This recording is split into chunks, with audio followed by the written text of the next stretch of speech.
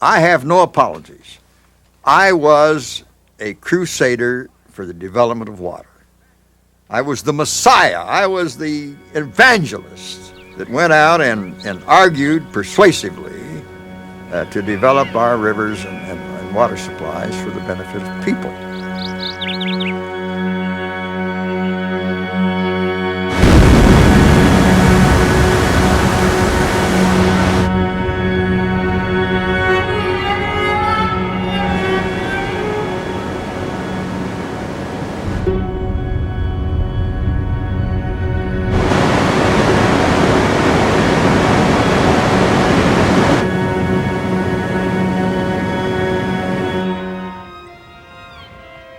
In the American desert, we have built a great new civilization in less than a century, where none could possibly be in the natural order of things.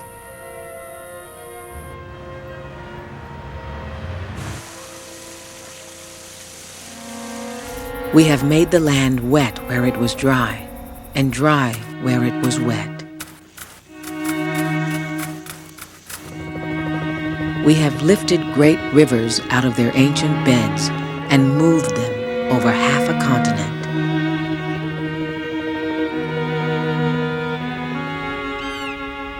Our great cities stand in a desert that is drier than the plains of North Africa.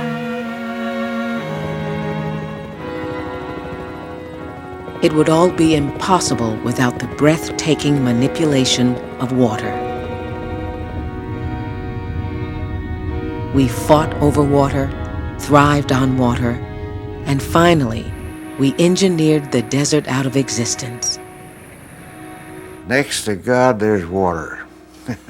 Everybody is conscious of water.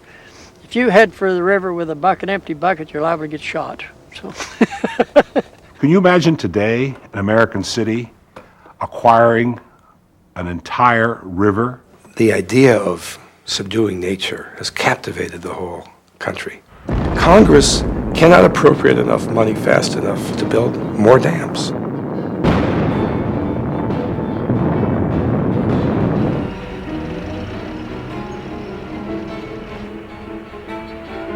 We built the dams for all the right reasons when they were desperately needed, with little thought to the consequences.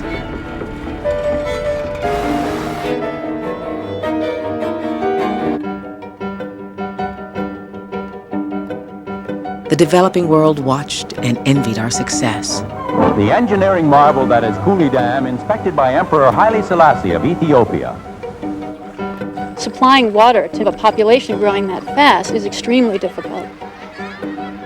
It was a little bit like the Sorcerer's Apprentice. You've got to have more water, more water, more water. They're going to dam this canyon. There was no end to these people who had plans to dam San Francisco Bay, pipelines beyond your wildest dreams. When this wasn't about carrying oil, this was about carrying water. We have forgotten that the natural West is barren and fatally dry, and that our new bountiful West is a fragile construction.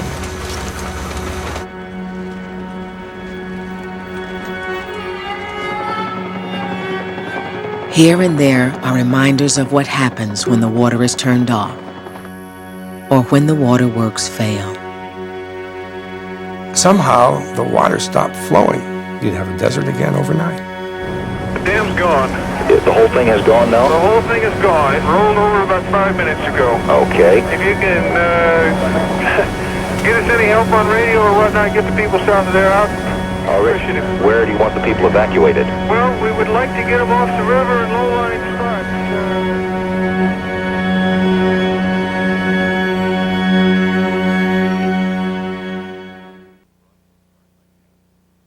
Cadillac Desert is brought to you in part by GAP, a proud supporter of programs that address the issues you care about. And by Brita, maker of Brita water filtration systems. Brita makes tap water taste the way nature intended. And by the Corporation for Public Broadcasting and the support of viewers like you. Major funding also provided by the Ford Foundation, the William and Flora Hewlett Foundation, and the John D. and Catherine T. MacArthur Foundation, with additional funding from these organizations.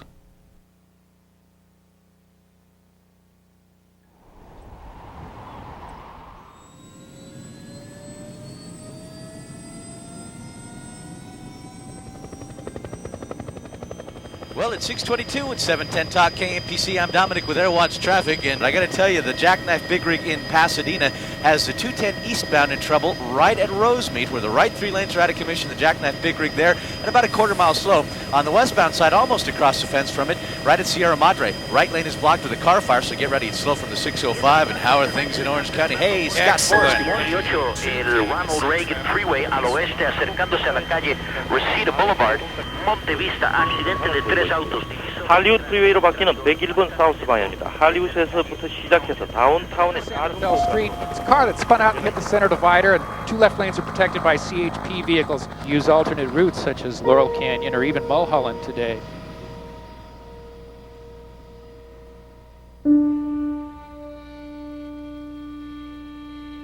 I think my grandfather, his vision was a city like Dublin, which was the city of his childhood. And it was a vision, I think, of a 19th century city, where people ambled on streets and knew one another and enjoyed the theater and the opera and the university. A civilized 19th century city. No other Buick dealership in California has been best in its class for 7 years. That's because no other Buick dealership has sold more than 10,000 Buicks in the last 10 years. The list goes on and on. Right now, we do have lots of traffic to talk about, too. First of all, the KABC traffic alert continues. The thing that you have to remember about Los Angeles is it never really had a reason to be there. It had no minerals, no metals, no forests. In other words, everything that any major American city used to develop itself, LA lacked. And above all, it lacked water. Since the beginning of time, this was a place of earthquakes and perpetual drought. First claimed by the Spaniards, and then conquered by the Americans. Virtually everyone here had come from somewhere else. In 1878, William Mulholland arrived from the Green Hills of Ireland. He had stowed away on a sailing ship, worked as a lumberjack, failed as a gold miner, and had walked across Panama to save $25 in train fare. He was fond of one-armed chin-ups and grand opera. Mulholland found work as a ditch digger on the growing town's dilapidated water system. LA was desperate to become a modern city. It had been a backwater for so many decades. But its water system, on the other hand, was pretty much the same old jerry-built thing. A bunch of old water wheels, a falling-apart system. He worked hard, read Shakespeare and hydraulic engineering late into the night, taught himself to keep the entire LA water system in his head, and climbed through the ranks. In 1886, when his boss suddenly dropped dead, William Mulholland found himself superintendent of the LA water system. The little desert pueblo had grown to 100,000 people, thanks to the Chamber of Commerce and a new railroad. And by 1903, LA had sucked dry the tiny Los Angeles River, its only source of water. My mother would tell me these stories of growing up without water. 1 bath a week on Saturday night in a big zinc tub that was dragged into the kitchen and water heated. And Papa got the first bath, Mama got the second, and the kids, and Mother told me, and they were not what you'd call white trash, but she told me she never had a bath in pure, clean water. Now, I was raised with a real sense that water was a precious item and not to be squandered. Superintendent Mulholland tried to make Los Angeles live within its means, but growth sabotaged everything he did. By 1903, the chief knew that L.A. would have to stop growing, or he would have to find a new source of water. His friend, Mayor Fred Eaton, told him of a great valley 200 miles to the north. For centuries, Paiutes had lived along the Owens River. White settlers who colonized Owens Valley found Paiutes irrigating natural grasses with several miles of small irrigation canals. My grandmother told my oldest sister that when the whites came, they started to push the Indians up into the rocky places where the water was scarce because they wanted the other for their cattle and things. And they came in and they fenced everything up. They start saying, if you want to use my water, you have to have special permission. And the Indians always let the water run. It was never something that belonged to one individual person. It belonged to the whole community. By 1904, settlers from New England, Switzerland, and Scotland had taken the Indians' land, established farms in a dozen towns, and a steamboat service on the age-old Owens Lake.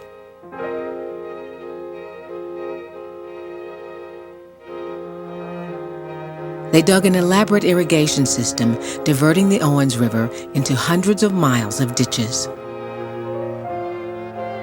Former Mayor Fred Eaton convinced Mulholland to set out northward across the Mojave Desert in the fall of 1904 toward Owens Valley. They went by buckboard, which was the only way you could go. It took them about 2 weeks to get there. I think there was a trail of whiskey bottles all the way out. In 2 weeks, Mulholland and Eaton were on the banks of the Owens River.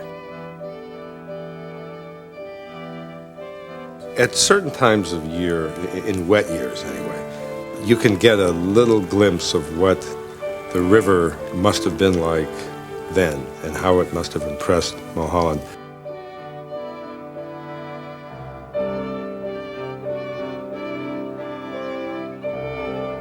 The Owens Valley is one of the most dramatic places in the world.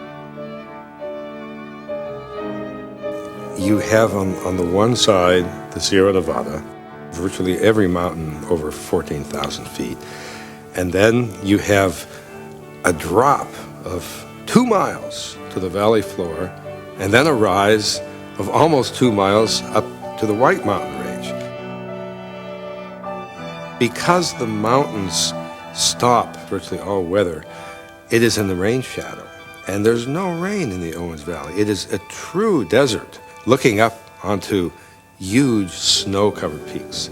And through the middle of it comes what you almost could call a miniature Mississippi River, given the setting. It is so improbable in this harsh desert to see a river that used to be as engorged as the Owens. And not only was this a river that could take care of the next 20, 30, he probably imagined 50 years of population growth in LA, but that could flow all the way by gravity. Oh, you know, when he saw the Owens River for the first time, he came back so full of enthusiasm. He says, you know, I've seen something here, water that'll last us into the next century. And I think Mulholland suddenly must have changed.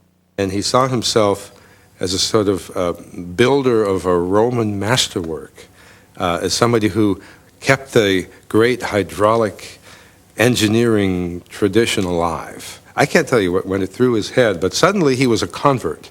Having been more of an efficiency guy and a conservationist, suddenly he became an empire builder, almost overnight. And now they were going to capture a river, the only river that kind of accidentally flowed through this desert, and they were going to move the whole river across this 200 plus miles of terrain that they had just covered at some risk probably to their lives. The problem facing Mulholland was that the river was owned. All the water rights were owned by farmers who were irrigating something like 60,000 acres. This was a thriving agricultural area at the time, and it was being further developed by the Bureau of Reclamation. Now, how in the world were you going to wrest that water away from these farmers and the federal government? That was the dilemma.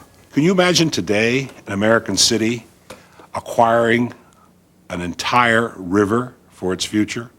Of course, it goes without saying it couldn't be done, but it was done then.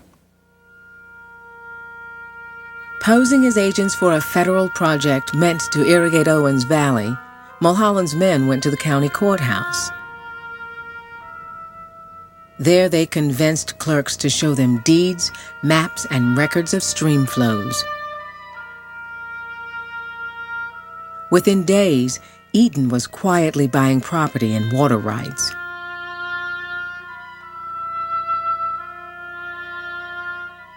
What ranchers did not know was that they were selling their water not to a local irrigation project, but to the city of Los Angeles. Without telling Mulholland, former Mayor Fred Eaton bought the only dam site in Owens Valley for himself. Once the city knew who had the best water rights and who was likeliest to sell those rights, it was basically a done deal. It didn't take very long for them to capture most of that river.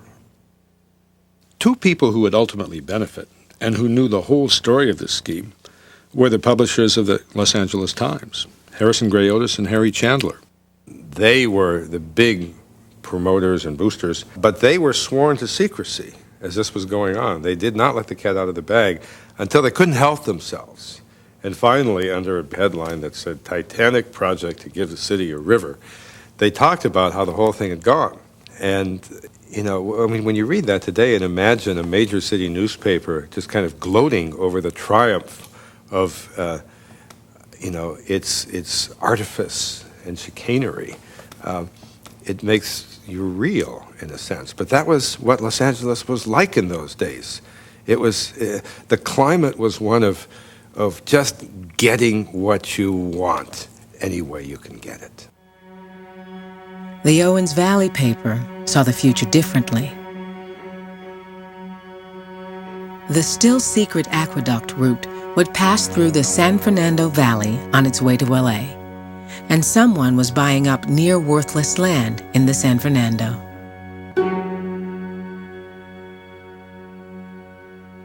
Now, another cat out of the bag. It was a real estate syndicate that would make millions if Owens River water irrigated their newly acquired San Fernando Valley land.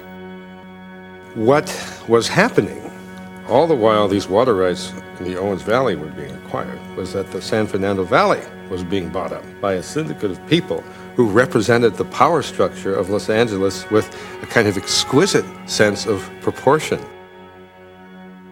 I suppose you could make a case for this being this incestuous cabal of this hidden, Jonathan Club, California Club oligarchy, old boys, WASP network, no Jews, dogs, blacks, Mexicans allowed. Quietly, the entire San Fernando Valley was bought up by the arch capitalists of Los Angeles for the purpose of irrigating it when the Owens River finally arrived, because Los Angeles wouldn't need all that water for a long time. If water could be brought to the San Fernando from the Owens Valley, that rangy grassland, that semi-arid terrain could be turned into an absolute agricultural paradise, and there would be great fortunes made. With all the cats out of all the bags, citizens would now vote on whether to pay for actually building the aqueduct. Mulholland campaigned with a vengeance.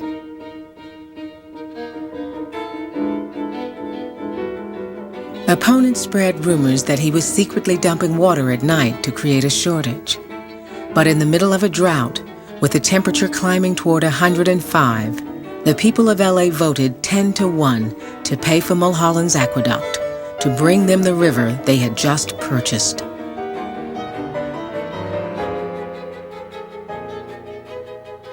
I think one thing that gets overlooked when in discussing the aqueduct is that it was a popular move from the President of the United States down to the voters. in the city of Los Angeles. This was a highly approved project. President Theodore Roosevelt, citing the greatest good for the greatest number, made Owens Valley off-limits to further development by surrounding it with a national forest. It suddenly became part of the Inyo National Forest, the only national forest in America with hardly any trees. The only trees were the orchard trees that were being irrigated and were about to die. With the law and the president on his side, Mulholland set out in 1905 to build his aqueduct across the desert.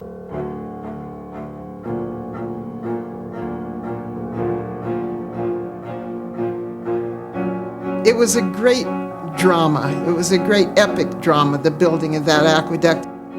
You had mule teams and you had men. They were working in desert heats, arid conditions. Water was a problem. Ironically enough, here on this giant water project, they had to worry about adequate water for the working stock and the men.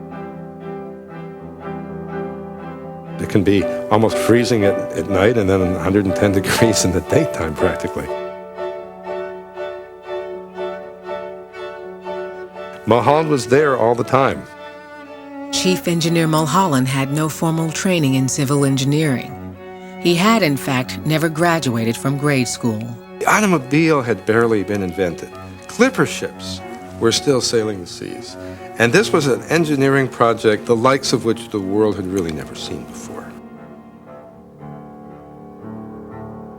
Mulholland ordered 12-foot steel pipe forged in Germany and shipped around the Horn. 100,000 men and women worked on the aqueduct, but never more than a few thousand at a time because the exhausting and dangerous work kept turnover so high. They had been farmhands, cowboys, and hard rock miners, but now they were city employees, civil servants like the chief himself. With no air conditioning, no refrigeration, no hard hats, in 110-degree heat, they crossed the Mojave in 5 years with a pipe big enough to hold a locomotive. This was, an aqueduct that would have reached all the way across Massachusetts, and then almost all the way back, through a desert, with mountains. What they were really building was the world's longest garden hose. Surveyors said they could build the aqueduct simply by following the trail of whiskey bottles Mulholland and Eaton had thrown off the back of their buckboard in 1904.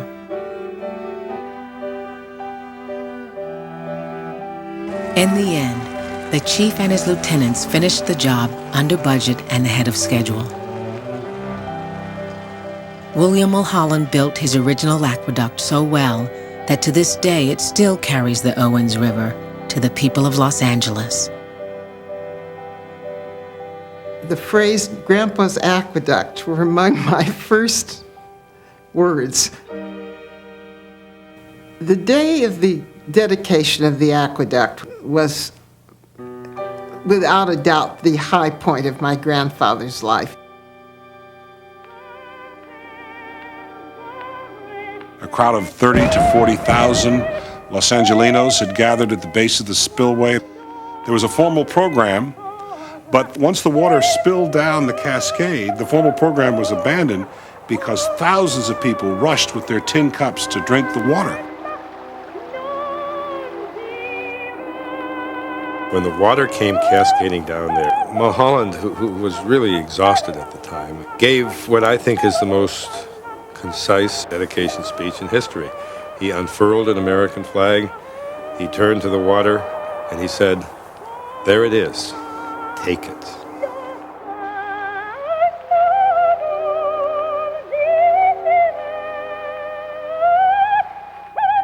Based on Mulholland's predictions, it was 4 times more water than Los Angeles could use.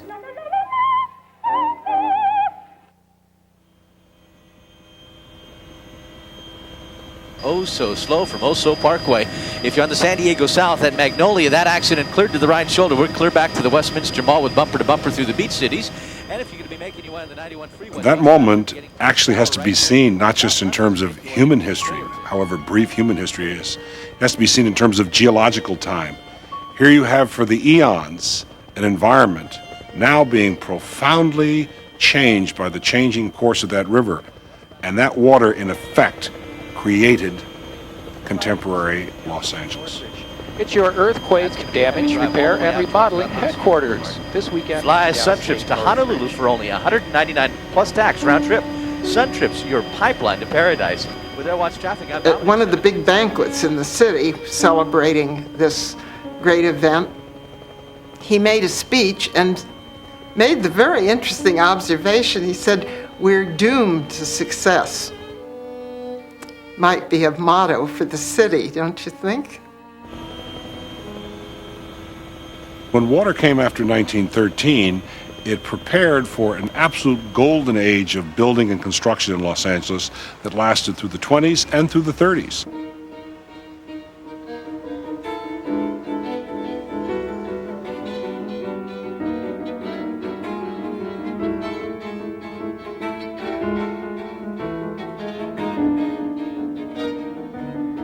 At one point in the early 20s, there were some 67 lumber ships at the San Pedro Harbor lined up just waiting to get the wood off so they could keep the construction going. You also had the beginnings of the great Hollywood figures coming out. D.W. Griffith, Cecil B. DeMille coming just a few months after the water.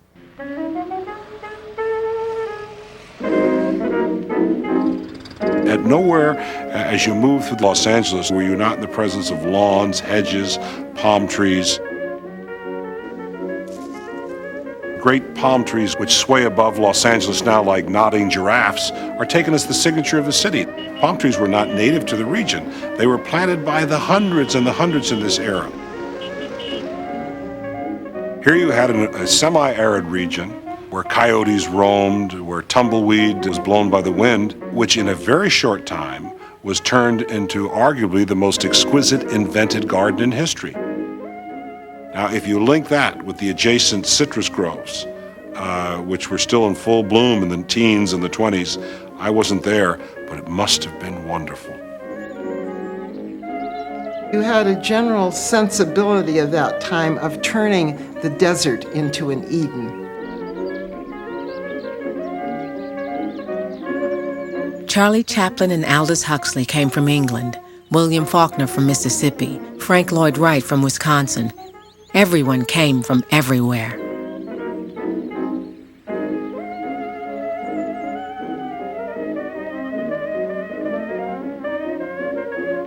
LA was suddenly growing 11 times faster than New York, faster even than Calcutta. 1 million people by 1922, of whom 31,000 were licensed real estate agents.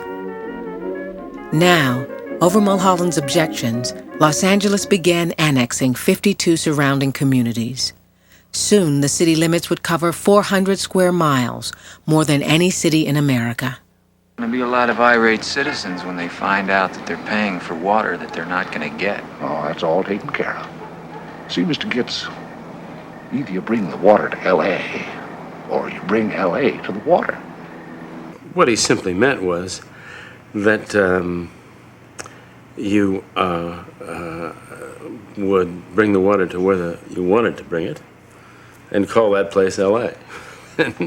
and therefore, you could get Los Angeles taxpayers to pay what in effect were a cabal of real estate speculators to have the city pay millions of dollars for them to pump water down to land that was not in fact part of the city, and then cause them to vote that as part of the city, and thereby increase the value of that land which they had purchased and held 1,000-fold. So they were causing one city, in effect, to pay for them to develop another city and then say, well, it's really the same city. As the Owens River was finally being relocated across a quarter of the state of California, it became immediately obvious that there was way more water than Los Angeles needed. And so, because the water was coming into the San Fernando Valley, it ended up irrigating the San Fernando Valley. It was basically an artificial imported river for agriculture there, rather than the agriculture that had been essentially put out of business in the Owens Valley. The syndicate's arid tracts in the San Fernando Valley blossomed into orange and lemon groves, peach orchards, fields of winter tomatoes. By 1920, LA County was the most productive farm county in America. It may have been legal, but to move a whole river ostensibly for public good and end up making a bunch of capitalists even richer than they already were by giving them a brand new water supply was really a kind of a remarkable feat. They're conning LA into building it, but the water's not going to go to LA. It's coming right here. What? Everything you can see, everything around us. I was at the Hall of Records today. The original title for Chinatown, I actually was going to call it Water and Power. Because, that's what it came. And water was power. It was money. And those who knew how to manipulate it, much more adroitly than anybody could ever manipulate a stock market, could make money off of it. And you could see it. It was a palpable thing running through your movie. Just a river of greed. You have any idea what this land would be worth with a steady water supply? About 30 million more than they paid for it. The syndicate began plowing under their newly developed San Fernando orange groves for tract homes, advance guard of the largest subdivision in history. The value of their land had gone up tenfold. This is a great age of salesmanship, because these were masters of the art of encouraging people to envision on an empty hillside the great cities, the towns, the schools, the churches, the synagogues, which would one day be there had they but the faith that the salesman had. Owning your own home in this region was given an almost quasi-religious value, that your children would not be delinquent if you had a home, that your marriage would be happy, that many of the ills of our society were due to the fact that people lived in cities and rented. Mulholland himself did not profit directly from the syndicate's dealings, but he was now the highest paid public employee in California. The University of California gave an honorary degree to Dr. Mulholland, the penniless immigrant who never finished grade school but could keep the entire LA water system in his head. LA now had a Mulholland School, Mulholland Dam, Mulholland Reservoir, and named its new winding scenic drive the Mulholland Highway. Every kid in LA it's one of the first names you learn when you hit when you're old enough to get a junior operator's license, because that's where you parked your car to make out, So that's one's association with Mulholland. That's where you took your girl. The men in the family, that was a staple of conversation, waterworks. There was always a dodge to get the family to go out. It was usually either to see the wildflowers in the spring, but it somehow always ended up that we were standing in front of some big turbine or waterworks, and with the men discussing all of this the way, I'd discuss Impressionist paintings with a friend at the county museum. The city, which never had a reason to be, now had 1,000 oil wells, its own automobile and airplane factories, and before long, 90% of all the world's movies would be made in LA. The imported Owens River allowed the city to expand at 3 times the rate Mulholland had used in his aqueduct calculations. He wasn't a prophet. He couldn't foresee that LA would grow the way it did. And that's what upset a lot of the balance. A citizens committee tried to nominate William Mulholland for mayor. He said he would rather give birth to a porcupine backward than be mayor of Los Angeles. It was a scramble. I mean, the city kept growing, and the Chamber of Commerce kept booming, and there were all these marvelous come-ons from to the railroad companies and from the Chamber of Commerce. And he used to joke and say that he thought The only thing that could stop LA from growing was to kill Frank Wiggins. And Frank Wiggins was the president of the Chamber of Commerce, who spent his lifetime booming LA all over the country and encouraging more people. And so it was a little bit like the Sorcerer's Apprentice. You start the process going, and you've got to have more water, more water, more water. And you, the father of the city's water system, are supposed to continue to provide this water. It's a terrible place to be. And you've got to be ingenious and inventive and come up with new ideas for getting water. Now there were 60,000 realtors. The Chamber of Commerce sent millions of promotional brochures to the Midwest and New England, to Guatemala City and Paris. Only 10 years after Mulholland finished his great aqueduct with a fourfold surplus, LA was running out of water, and he was pondering new sources: the Colorado, Mono Lake, or the Sierras. Maybe the best example of the metamorphosis of Mulholland into an obsessive water seeker was described to me by Horace Albright, who was, back in the 20s, the superintendent at Yosemite National Park.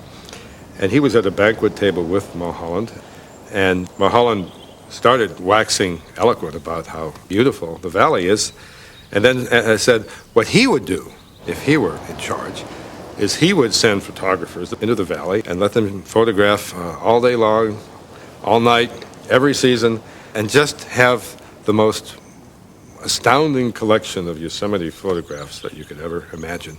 Put them in books and send them free to every library in the world. And then he would go in there and build a great big dam and stop the goddamned waste.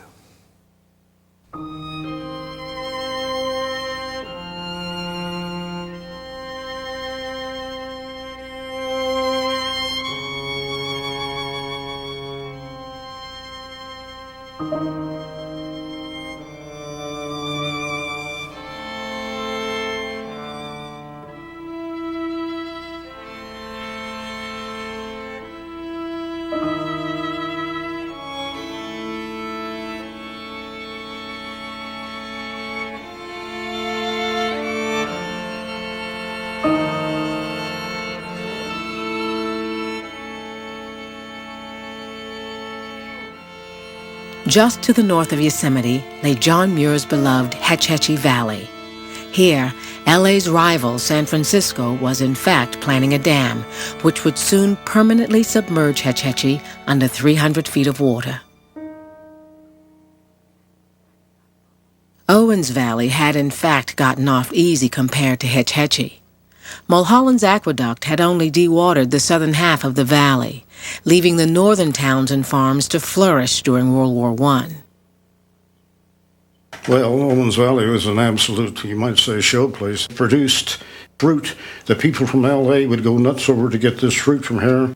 I can remember when the sky would get black with flights of duck. This was one of the major flyways. Oh, absolutely black with them. I mean that. The sky would be black, and even for a day or two, or for hours and hours.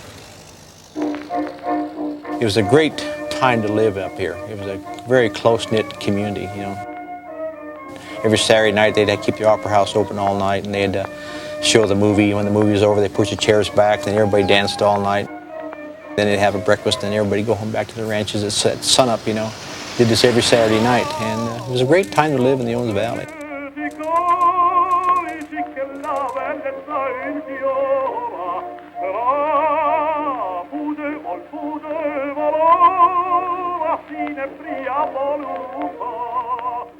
What few people knew was that William Mulholland was about to turn his attention to what remained of the Owens River. This growing city of Los Angeles becomes like a vampire, making a direct connection to the major artery of the Owens Valley, which is the Owens River. And of course, imagine those ranchers who were initially told that Los Angeles would be their partner, their friend, that they would grow in prosperity along with the city, began to see that the vampire was sucking the lifeblood and that their fertile fields were becoming parched and non-productive. In the wet years since 1905, relations between the city and the valley had been surprisingly cordial, but now there was drought. The city sunk 52 turbine wells into the valley floor to pump groundwater into the aqueduct, crippling surrounding ranches. What people resented here, they didn't have the option, they didn't have a choice, and the pressure that it built over 20 years and the way it was done, and it's all water we're talking about. They could care nothing about this property. On Sunday, my mother would take me for drives, and she would always talk about apple orchards and peach orchards. And it wasn't until years later that I realized, because growing up in Bishop, we were surrounded by sagebrush. It was always dry. It was always dusty. There was always dust in the air. And I couldn't even imagine what my mother was talking about. I couldn't imagine. And it took me until a young adult to realize that it was much different at one time. I would have liked to have seen what my grandparents saw there. I'd like to see the green. I'd like to see the orchards. It must have been gorgeous. It must have been gorgeous. I mean, I think that the Owens Valley is beautiful now. I grew up there. And it's beautiful now. So can you imagine what it was like when my grandfather was there, when my great-grandfather was there? It could make me cry.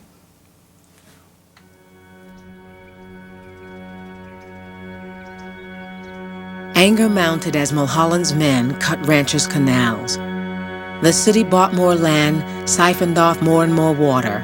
Half the crops were gone by 1924. Schools and businesses began to close. Owens Lake went bone dry. Rumors of resistance began to fly. Someone blew a hole in the siphon.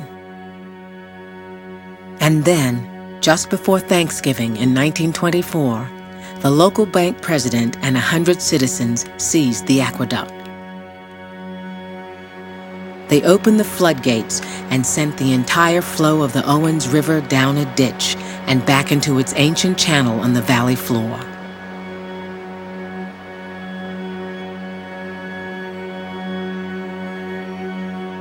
They organized a caravan of old Model Ts that drove, I think, probably dozens of cars down to the Alabama gates on the aqueduct, where there was a turnout valve where they could basically stop the flow of water to Los Angeles. Talk about community involvement. I know that my grandfather was there. I have spoken recently with my mother's cousin, and she said that she remembers that it was a party, that her mother got her up early and got her dressed up, and she was only 4.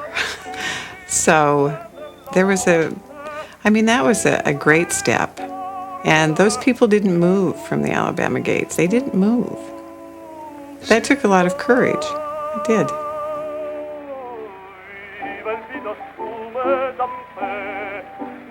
There wasn't any guns involved. There wasn't that type of thing. There had only been a watchman there, and he was sympathetic to the natives, if you will. So there was a whole bunch of arbitration, but discussion, but interest focused on this thing is mainly what they were after. The crowd grew to 700, picnicking, singing Onward Christian Soldiers, playing Enrico Caruso on a hand-cranked phonograph.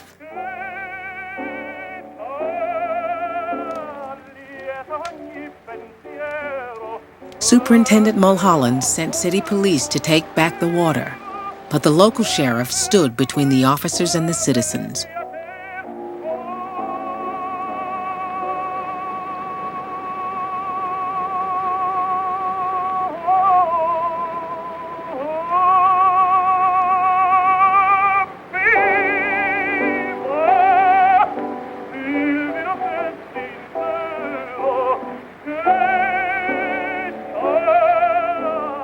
This news did travel around the world. This was a great big story at the time.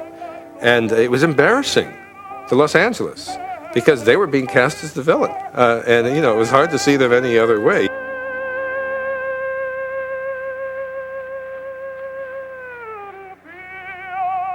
Mulholland saw this as, number one, an instance of civil insurrection, but saw that nothing less than the survival of Los Angeles itself was at stake, and that basically there had to be a cleansing of farmers from that region, that the two communities were incompatible, and that they would have to be bought out. And so they decided to try to sit down with some of the leaders of the Owens Valley and negotiate some kind of a settlement. After a week, the local bank president told the raiders that a Los Angeles consortium would negotiate a fair price for the remaining water rights in Owens Valley. LA would even consider sharing the water. With cheers and congratulations, the ranchers and their families went home, only to learn later that the deal had fallen through. As these negotiations, such as they were, are going on, the city is busily buying more rights, land and water rights, in the valley, basically buying the whole place up. While ranchers occupied the aqueduct, city agents had secured legal options on virtually all remaining land and water rights in Owens Valley. They bought whole towns, even the county seat and county jail.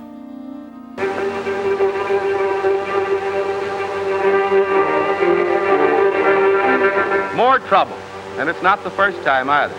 The last bombing was 4 years ago, and ranchers objecting to the city's cutting across their property are suspected. It's one of the main line pipes about 150 miles north of Los Angeles that supplies water to the big town. It's lucky Los Angeles has an emergency watershed, or this might have resulted in a terrible drought disaster. The police are after the fiends who did this rotten job. Let's hope they get them. There's no punishment too strong for them. He received a phone call, and this is like telling Leonardo da Vinci that someone's just slashed the Mona Lisa. I mean, he was just appalled, outraged, and furious. And at that point, a certain ugly turn of events occurred. The mood changed. Now, night after night, saboteurs dynamited Mulholland's masterwork, the great aqueduct on which 1 million people depended. We had numerous stories about my grandfather taking off and blowing up, dynamiting the aqueduct. Took great pride in the fact of the many raids to blow up the aqueduct. They would go along and dynamite sections, and then they'd go right off back up into the hills. Would camp out for weeks and weeks and weeks. After they had bombed it, they were afraid to come home, and how their wives and kids had to basically hold family and fort together. The city named 3 women and 15 men as ringleaders, but could never win a single conviction. They were heroes, in your own mind. Those guys were great for what they did and everything, but we always thought that we wish we'd been there if we were kids, but... Interestingly enough, then he went on to be a California state senator. So he wasn't a crazy man. He was just a man on a mission and a purpose. Mulholland and his colleagues said, look, this can't go on. You're threatening the water supply for a great city, and this is criminal. And they sent machine guns up there, and it stopped. Trainloads of them were going up to the Owens Valley and basically imposing martial law. There were searchlights and floodlights up and down that valley, sweeping across the aqueduct all night long. Mulholland sent 600 heavily armed police to secure the city's water supply, backed by the full force of state and federal law endorsed by the Chamber of Commerce. As Jean Renoir said, everyone has his reasons. And I'm sure he had his reasons, and he justified it because he had to. I can see how it would have been very easy to get carried away by powerful men saying, see what you can do for the city, What a great man you'll be. When I was a kid, he was a bad guy. He was the guy with the black hat. We all hated him, and we all talked about him a lot. We know what an evil guy he was, but He had a fantastic vision, but he didn't care who he stepped over to get it.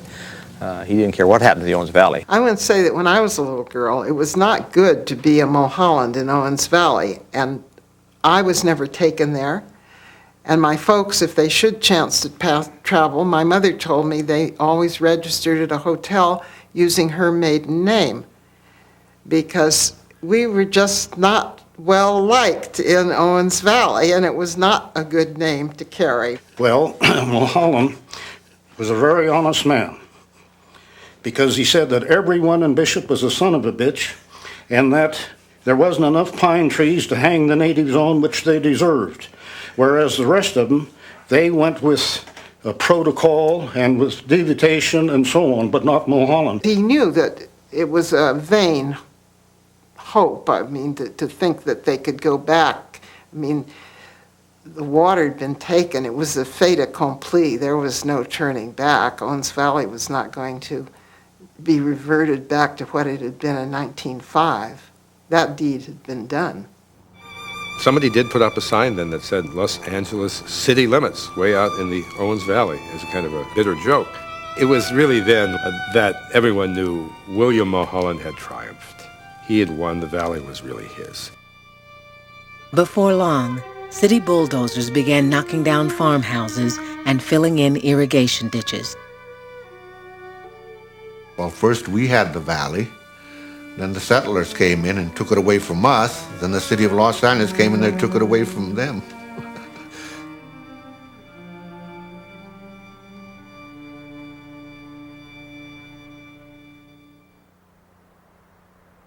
All Mulholland needed now was a place to store water for the growing city. But former LA Mayor Fred Eaton owned the only reservoir site in Owens Valley and was demanding $1 million for it. So Mulholland built a huge dam in the hills just 40 miles from downtown LA.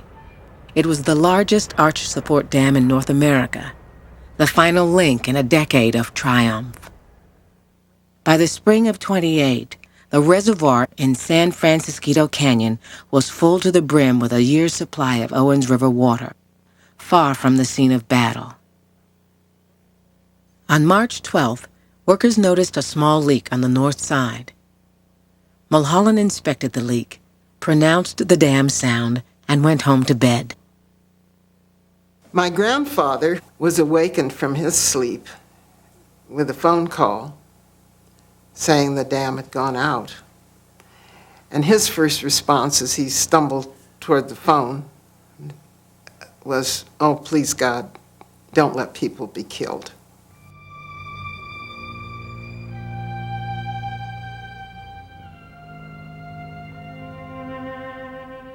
There was no warning. There was no warning system. And it started wiping out whole communities. You had so much water in that dam that there were 1,000-ton blocks of concrete riding the crest. It was not water at a certain point. It was trees, homes, blocks of concrete, rocks, rubble. It was a semi-solid wall advancing at 20 or 30 miles an hour, 40, 50, 60 feet high. You couldn't run from it.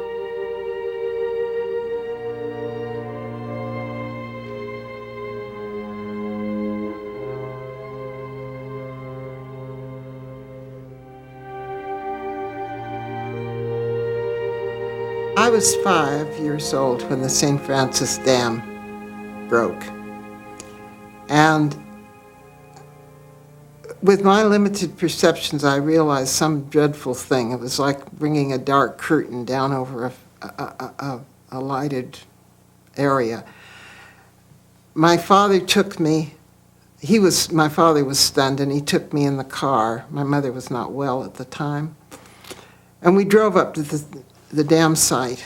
And on the way up, he taught me how to say San Francisco Canyon.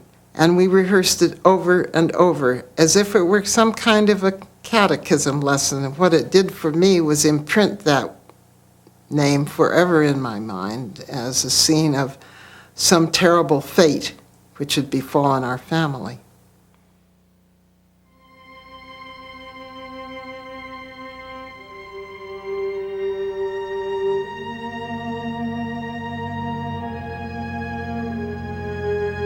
Mulholland surveyed the greatest man-made disaster in California history.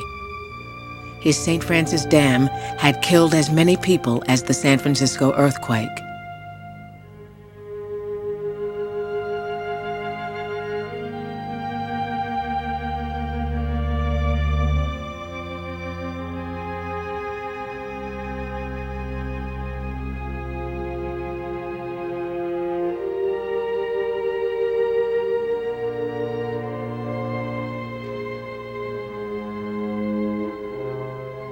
I've always been moved all my life at the pictures that were taken of him the morning that he went up and surveyed the ruins of the dam failure. It's like looking at the most stricken human being I have ever seen. It's a dead, stark look on his face as he stands amid the rubble of something he had created. It was an engineer's most horrible fate any engineer could have, to build a structure that fails and also kills.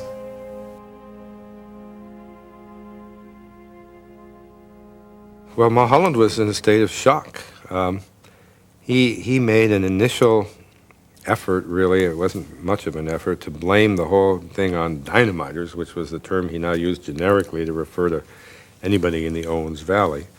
But it was soon very obvious that the dam had failed by itself, and nobody had sabotaged it, and that Mulholland had paid a visit to the dam just hours earlier and said the dam was fine. So his reputation, which he had been a god figure in Los Angeles. Mulholland went from being the father of the city, the founder of the city, to standing possible indictment.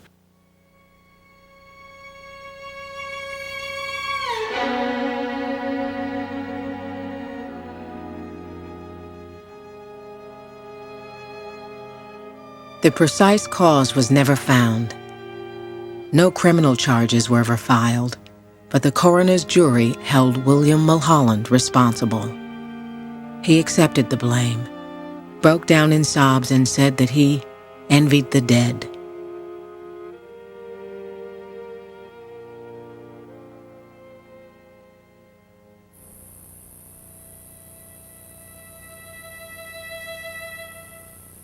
They kept slowly taking away the water from the canals and the ditches and everything, and slowly but surely, they got everything siphoned down. And so the land, the trees, and the old farmsteads, they all died off, and all the old orchard died off, and they're all gone, and all the houses are all gone. So they just turned it back into the desert that it was, basically. When we traveled to Los Angeles, we'd watch the aqueduct. My parents would always say, "There's our water. Girls, that water came from the Owens Valley." And as a child, I remember feeling animosity towards Los Angeles. You always knew, you always felt they took our water. Mulholland resigned in disgrace, his real achievements clouded by the disaster and by the suffering in Owens Valley. His plans for still greater aqueducts lay on the drawing board, but to the people of L.A., he was an embarrassment. Officials began referring to the Mulholland Reservoir as the Hollywood Reservoir. Owens Valley was history, but fantasy and folklore lived on. The myth of rampaging bullies destroying a paradise, gallant ranchers defending their homes. These gentlemen bring word from the Capitol. The New Oak Valley has been condemned. Condemned? What do you mean? It seems that Metropole City needs more water and power. So the state has decided to build a dam across Cutstone Canyon and turn the valley into a reservoir. Just let him start trying to build a dam around here. The state authorized me to build a dam. And it's going to be built whether you like it or not. Take it easy. You don't know the kind of people you're dealing with, mister. But he'll find out.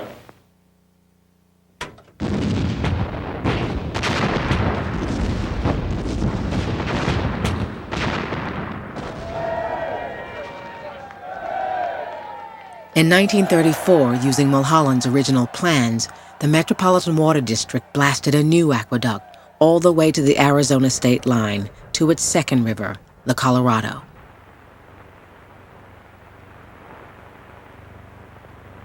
Unless we take immediate steps to bring in water from an outside source, the people of Southern California will be up against a serious water shortage.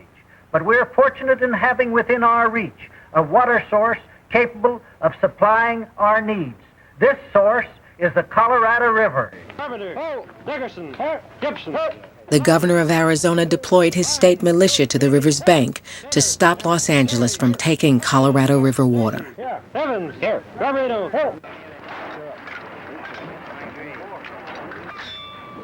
It was to no avail.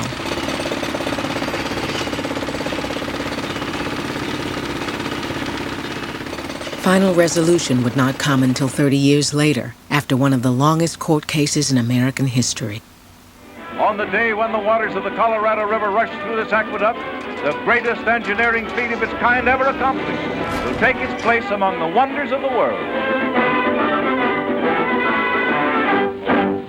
It is a wonderful thing to contemplate this new conquest of the great Southwest, where everything that man desires is present, everything except sufficient water.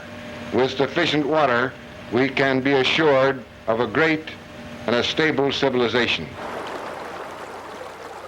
Wow, what a day. I'm afraid we're going to be busy. Hi, Greg. It was a high-speed pursuit earlier this morning. They have the San Bernardino westbound on- and off-ramps at Atlantic closed down because of a police investigation. Bumper to Puente. Buenos días, amigos. Aquí estamos en nuestro traficóptero 1540.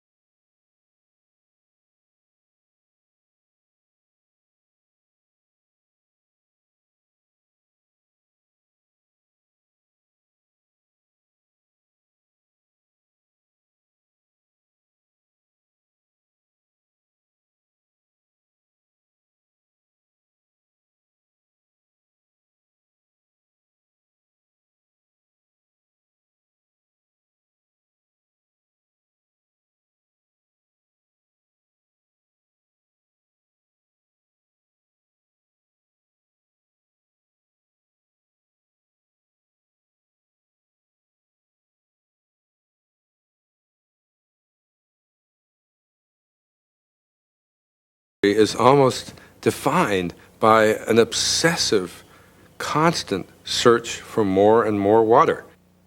Hoover Dam was authorized in 1928, finished by the mid-30s. Then Mono Lake, which is north of the Owens Valley, was hooked up to the aqueduct and began draining all the streams that feed this irreplaceable natural wonder out there. Mulholland had long had his eye on Mono Lake, 100 miles north of Owens Valley. In 1936, his successors dusted off his plans and pushed the aqueduct north to Mono, seeking again the greatest good for the greatest number. People really shouldn't have any problem with our water system and take it for granted, or the water people aren't doing their job well. I always felt that I was working for a good purpose. I wasn't doing something that, in my view, really didn't basically benefit society. I felt that I was working on something that was a fundamental benefit to society. I was proud of that. The people of LA could now depend on water from ancient streams feeding Mono Lake. This is the desert. This is the grim, waterless waste that covered most of Los Angeles, even within the memory of living men. Here, between the mountains and the sea, Los Angeles was built. Here is living, breathing proof that energy and vision can build a metropolis almost overnight. Angelinos are likely to live on a ranch, still within city limits. Perhaps a few years ago, they were residents of Iowa, Illinois, and New Jersey. Here, they quickly abandon old conventions of living, dress as they please, make the most of their mild, seductive climate. A thrilling introduction to this promised land of exotic people, sunshine, stucco, money, optimism. Success is her pattern. This is L.A. This is America. The rise of Nazis in Germany and the fleeing of all that talent, you have the creation of a Euro-Southern California. Otto Preminger, who was, of course, fleeing the Nazis, was at the Hillcrest Country Club, and people were playing cards, and people were talking, and the two people started talking in Hungarian. And they were talking away in Hungarian. Otto Preminger said, "What's the matter?" He says, "Why are you talking in Hungarian?" He says, "This is Los Angeles." He said, "Talk German."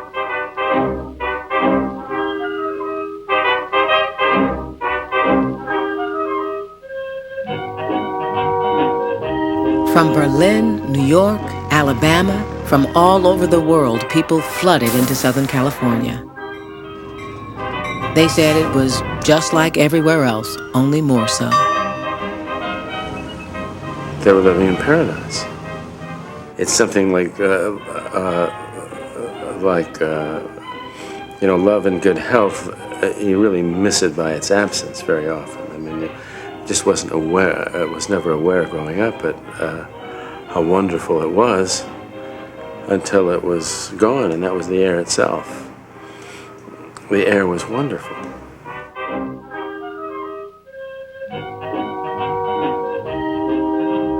If you stop and think about the mean temperature of the climate here year-round, it's probably the most perfect climate to, sort of walk around in with almost no clothing, because the air, you just feel that it's almost an extension of your own skin. It's not too hot, it's not too cold. The machinery of water acquisition overworked the Owens River, the Colorado, and the Mono Basin. In 1964, the Metropolitan Water District proposed diverting the Columbia River to Southern California. The future had arrived. Somebody finally decided, rather than just go after another source of water every 10 or 20 years, why don't we go to where there's so much water, we'll have enough for 200 years. And where was that place? Alaska. It would have brought this water down in huge jolts, irrigated Nevada, irrigated eastern Oregon on the way. Some of it would have gone all the way to Mexico. It was going to go to Arizona. It was going to go to Texas. Nobody really blinked. There were lots of people in the business who thought, well, yeah, it's maybe a little premature, but this is going to happen someday because it has to. This is not a mirage, but rather a preview of an atomic marvel of tomorrow, a milestone in man's development. A nuclear-powered agro-industrial complex with a nuclear reactor as the energy source and a desalting plant as the fresh water source. The desert may be transformed into a nuclear-powered agro-industrial complex. There were plans to lasso, icebergs and tow them down. It was like the flim-flam, man. I mean, there was no end to these people who had plans to dam San Francisco Bay, to pipelines beyond your wildest dreams. When this wasn't about carrying oil, this was about carrying water. This is water. When these reactors are coupled to a desalting plant, approximately 1 billion gallons of fresh water will be produced per day. Of course, at the time, nobody was challenging the idea of using 8 gallons of water per flush in a toilet, or irrigating your lawn to the point where it's standing an inch deep in water. Nobody thought about conservation. People only thought about supply. The city had long since exhausted supply from the tiny Los Angeles River and cemented over its channel by 1960. The DWP built a reservoir to store a supply of Owens River water near the center of Los Angeles. The Los Angeles City Police helicopter is here. The Los Angeles City Fire Department helicopter is here. The police are on the ground with motorcycles and automobiles trying to effectively activate people from here so there can't possibly be any more loss of life than there is. Property, no telling how much property has already been lost. A triangle-shaped wedge tears out of the asphalt and concrete-lined wall of the earth-filled dam of the Baldwin Hills Reservoir.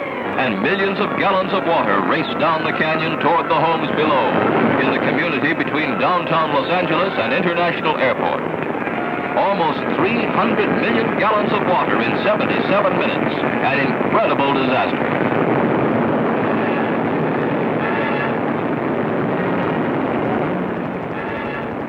The Department of Water and Power had no choice but to carry on, since it now served 3 million people. In 1966, LA acquired its third river. Like a giant version of Mulholland's Owens Valley project, the California State Aqueduct now brought the Feather River from 600 miles north, enough water to fill the Rose Bowl every 90 minutes.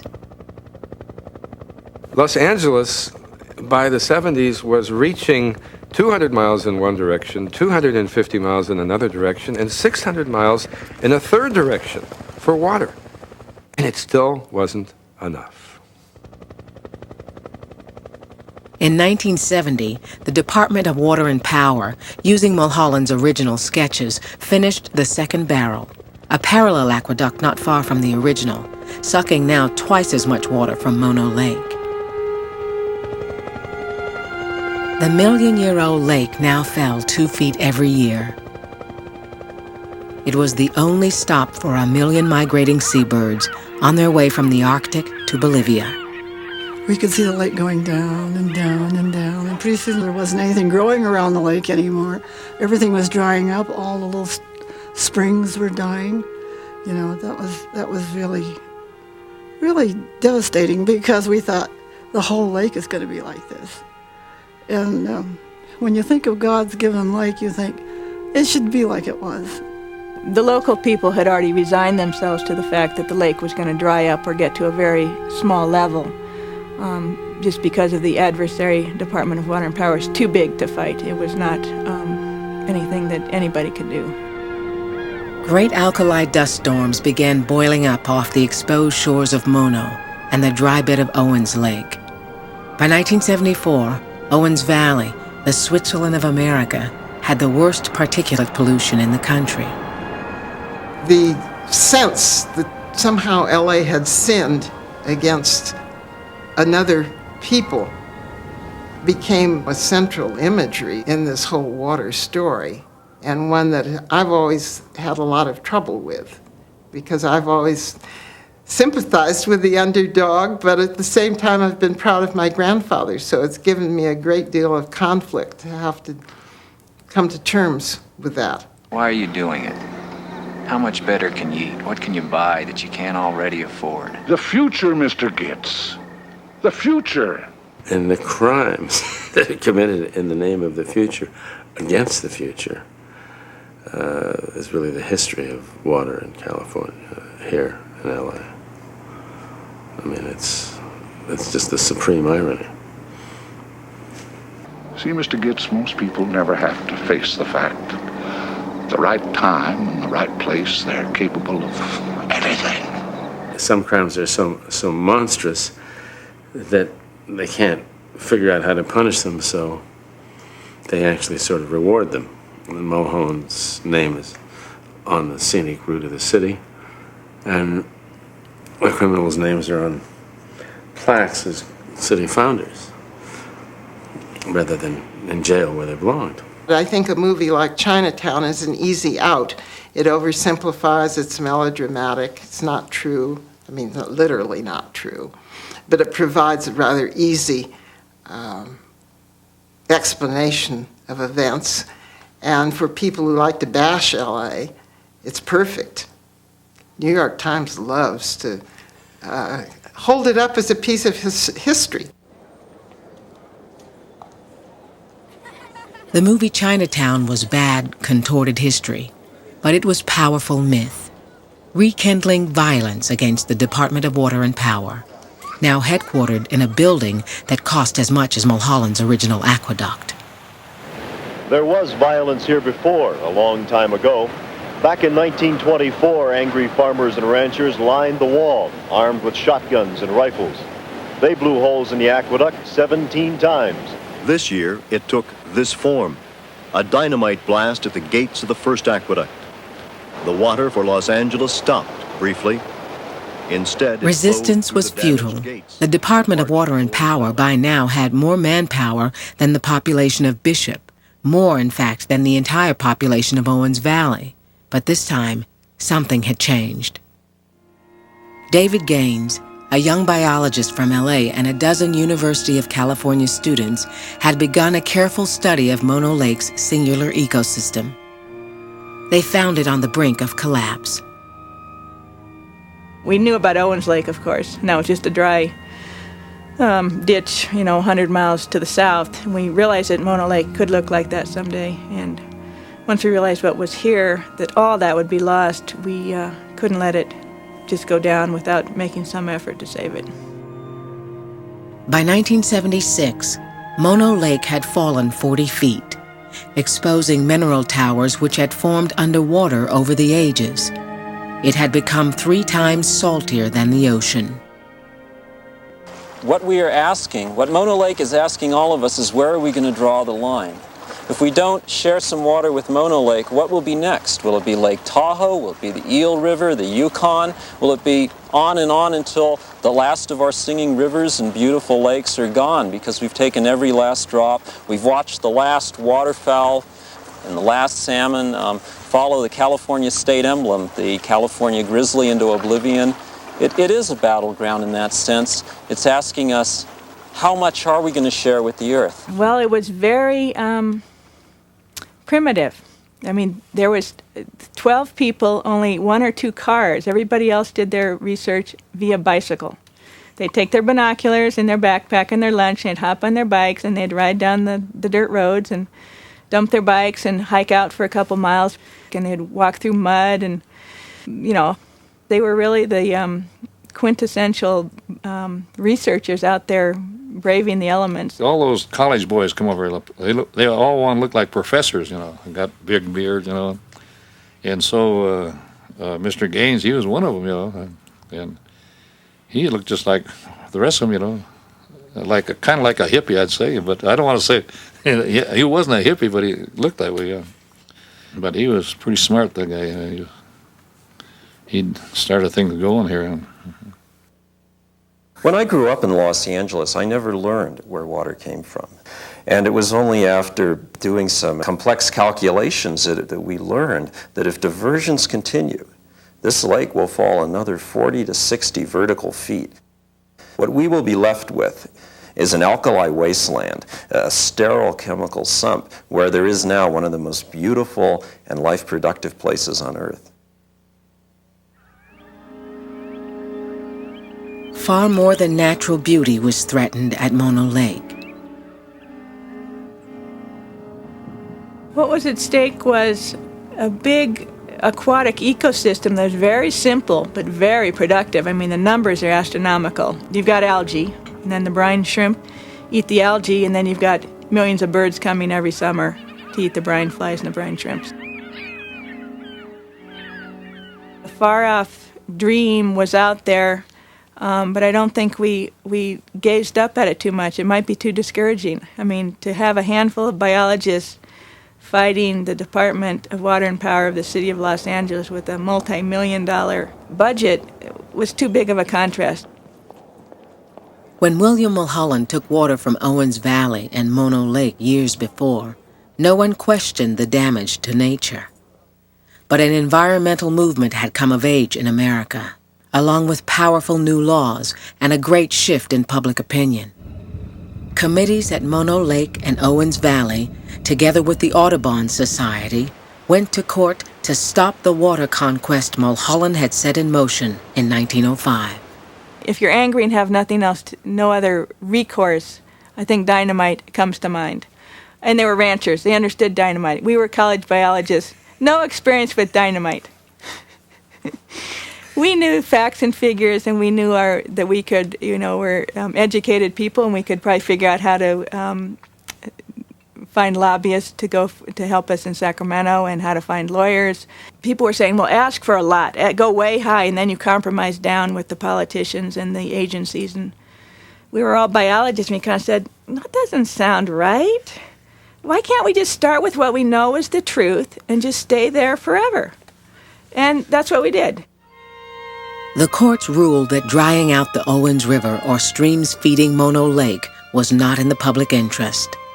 In 1988, the state forced the city to return water to Mono for the first time in half a century.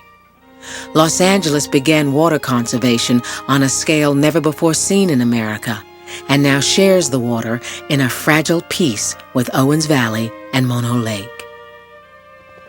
One local person said, if you guys save the lake, I'll eat my hat. It turns out that we've saved the lake and we have the regulations, and people seem much happier. You see water running down the creek, fish in the creek. Maybe some of them remember the great numbers of ducks and geese that were down at the lake, and they look forward to that being in the future again.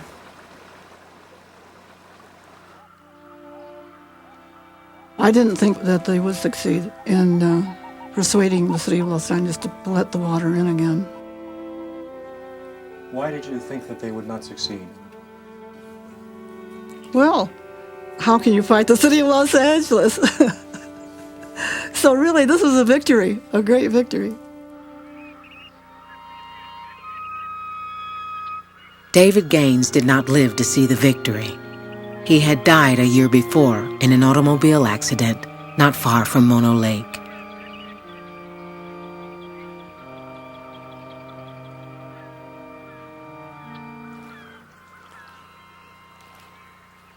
And so finally, the machine that Mulholland had set in motion just kind of began to fall apart. The whole posture of the Los Angeles Department of Water and Power and the city changed. The city negotiated with Mono Lake folks and decided to give more water back to the lake. It gave up on the idea of importing Klamath River water or Columbia River water. I think ultimately it was people's feeling, why bring more water in if it just encourages more growth that forces us to bring more water in? You know, it's a sort of a death vortex. It's the Red Queen in Alice in Wonderland, running faster and faster just to stay in place. And that mentality has sort of died a respectful death. And, you know, if there's an occasional shortage, well, that's too bad. We're in a desert here, and we're not supposed to be like Miami all the time, every day of the year, to infinity.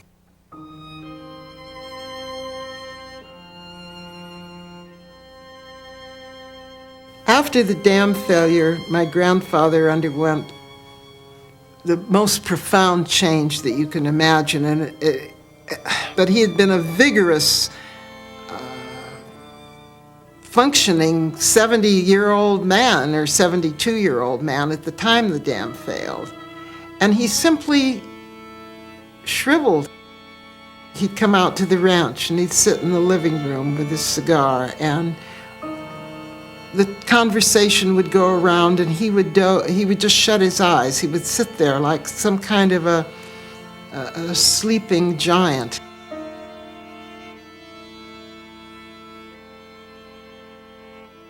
I was so struck as a child when I attended the funeral, and his body lay in state in City Hall.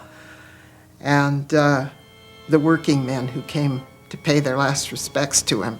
And some of them cried. And when I was 12 years old, and that made a big impression on me because I had never seen grown men cry.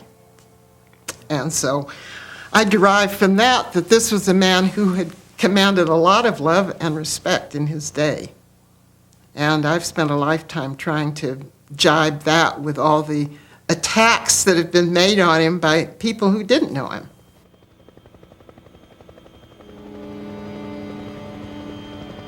Freeways are settling down, believe it or not. We checked on the 405 and the 101 leaving the Hollywood Hills.